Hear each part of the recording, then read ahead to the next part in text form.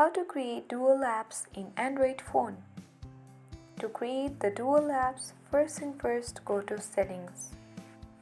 But before that, suppose if I want to create dual apps of Instagram, you just have to hit on the settings. On the settings page, you have to scroll down and then search for the clone apps. So depending upon the model of your Android device, the name might be different. It might be dual or the clone apps as well. So on the search bar, let's tap on it and search for clone. As we can see, there is the option of app cloner. Simply tap on it.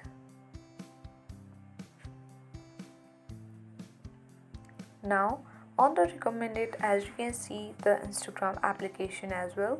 You can see all the applications here which are on your Android device, so you can easily choose any one of the app that you want to create the dual apps of.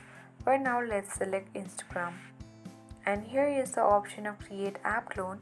You simply have to toggle on the button of create app clone button. Once you are done with turning off or toggling on that button, then you can easily create dual apps in Android phone. I hope this video was helpful for you. If it was, then make sure to hit the like button. If you are new to our channel, then make sure to subscribe and hit the notification bell for more updates.